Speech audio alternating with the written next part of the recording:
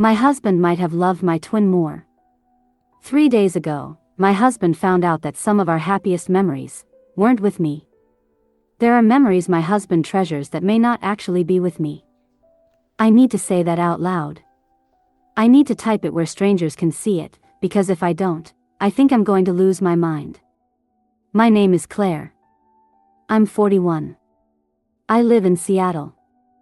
I've been married for 10 years to a man named Adam who was the most emotionally stable, decent person I've ever known. And for the last 6 years, I've been letting my identical twin sister pretend to be me. Not in bed. Never that. But in moments that maybe mattered more.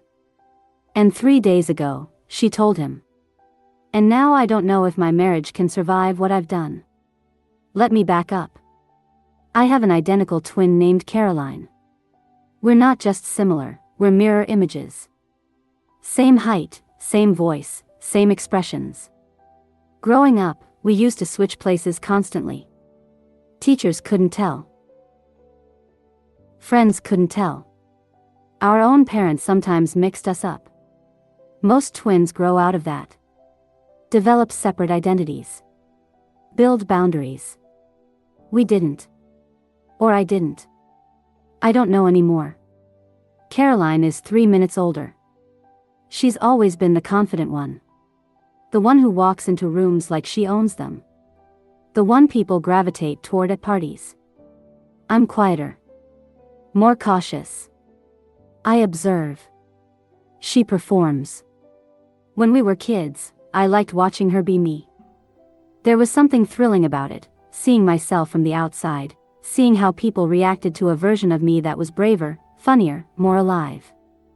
It gave me this strange, dissociative high. Like I was both inside and outside my life at the same time. I thought I'd grow out of it. I was wrong. Adam and I met when I was 29. He's 43 now. He's a data architect for a tech company, smart, steady, the kind of man who thinks 3 steps ahead but never makes you feel controlled by it. He doesn't post on social media. He reads actual books. He remembers things you mentioned once in passing and brings them up months later. We got married when I was 31. No kids, my choice, and he respected it without resentment. We have a house in Ballard. We travel. We have couple friends. We have routines that feel good instead of suffocating. Caroline lives 15 minutes away. She's single, works in marketing, has a life that looks full from the outside, but I've always known, feels emptier than she lets on. And about 4 years into my marriage, something shifted. It started small. We were at my in-laws' anniversary party. Big family thing, lots of people.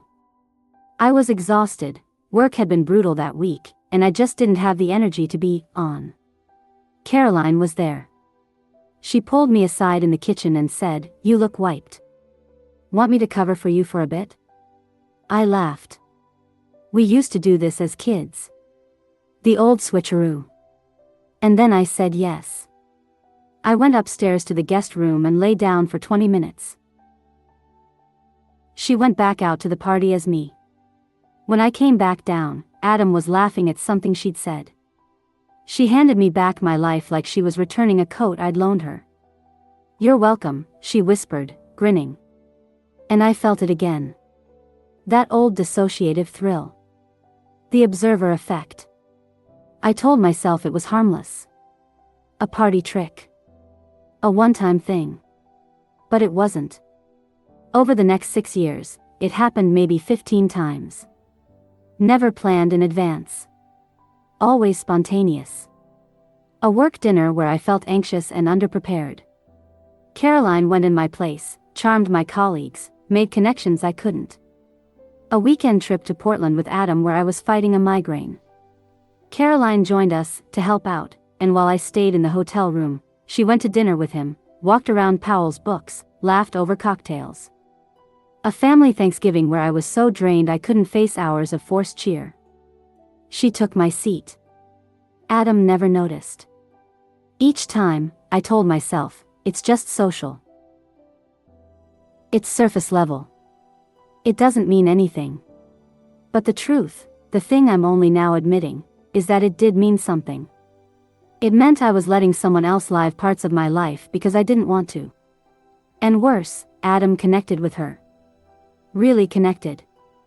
Here's the part one can barely type.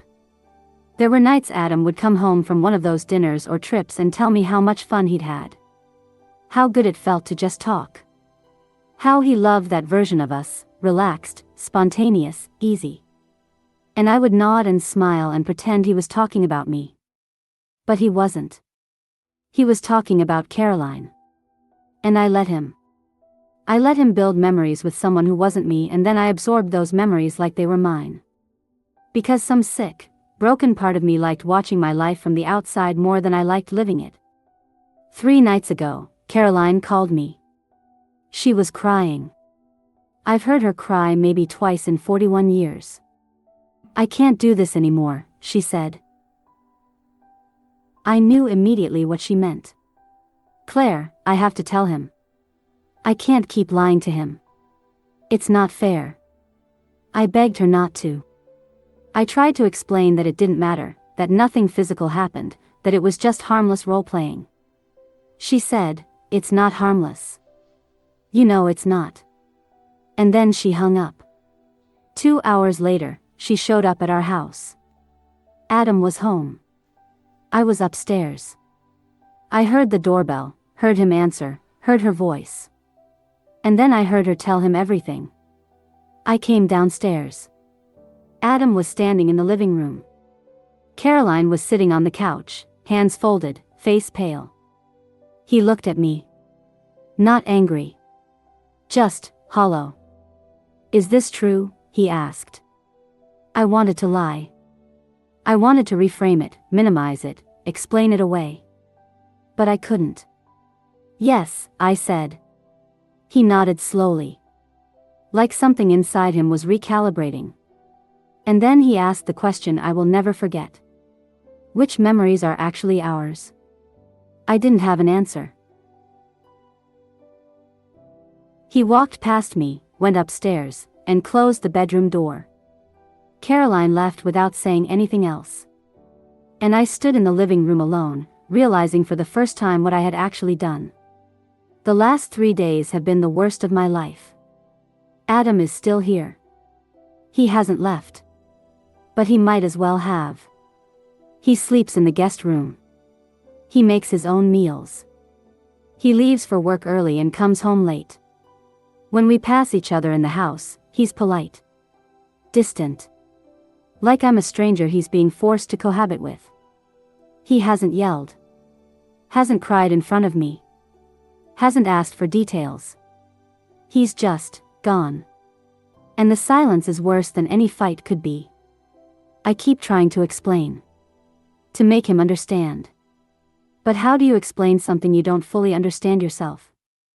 I've been seeing a therapist since last year, not because of this, just general anxiety, life stuff. I had an emergency session yesterday. She asked me a question I've been turning over ever since. Do you think you've been trying to outsource being a wife because you're afraid you're not good at it? I didn't answer. But I think the answer is yes. I think some part of me has always felt like I was performing marriage instead of living it. Like I was playing a role I didn't fully believe I could sustain. And Caroline, confident, effortless Caroline, could play that role better. So I let her. Not all the time. Just enough to take the pressure off. Just enough to make me feel like I had an escape hatch. Except it wasn't an escape hatch. It was sabotage. Here's the thing I keep coming back to, the thing that's eating me alive. I think Adam might have connected with Caroline more than he ever connected with me. I think the version of me he fell in love with might have included her all along, and I just didn't realize it until now. Because the memories he treasures, the spontaneous weekend in Portland, the dinner where we stayed up talking until 2 a.m., the Thanksgiving where he said I seemed lighter than usual, those weren't me. Those were her. And if that's true, then who the hell is he actually married to? Last night, he came into the kitchen while I was making tea. He stood in the doorway for a long time. Just looking at me. And then he said, "I need to know something." I nodded. "Did you ever feel like being my wife was enough? Or was I always just not enough to keep you present?" I started crying. I couldn't help it. "It was never about you," I said. "I swear it was never about you." He looked at me like he didn't believe me. And honestly, I'm not sure I believe me either. I don't know what happens next. Adam hasn't said the word divorce. But he also hasn't said he wants to stay. We exist in this liminal space where everything is on pause and nothing is resolved. I've offered full transparency. Couples therapy. Whatever he needs. He said he's not ready to talk about it yet. Caroline hasn't contacted me since that night. I don't know if I'll ever speak to her again. And I keep replaying moments in my head, trying to figure out which ones were real. The night he proposed, that was me, right? Our first anniversary trip to Vancouver, I was there the whole time, wasn't I? The conversation we had after his father died, when he cried in my arms, that was me. I know that was me. But how many other moments are now suspect? How many times did he look at me and see someone else? I'm writing this at 1 a.m. Adam is asleep in the guest room. The house is quiet. I keep thinking about the version of myself that let this happen. The version who thought it was harmless. The version who got a thrill from watching her own life like it was a movie. That version feels like a stranger now. But she's me. She was always me. And I don't know how to reconcile that. If you've been through something like this, if you've ever sabotaged something good because you didn't trust yourself to deserve it, I need to hear from you. Not to make excuses. Not to feel better. Just to know if there's a way forward. Can trust be rebuilt after this kind of deception? Can a marriage survive when the person you've been married to isn't sure she was ever really there? Is it possible that the version of me he loved was never fully me to begin with? And if that's true, what does that mean for us now? I don't know what I'm asking for. Maybe just honesty. Maybe just someone to tell me if there's any possible way to fix this. Or if I've already destroyed the only good thing I ever had.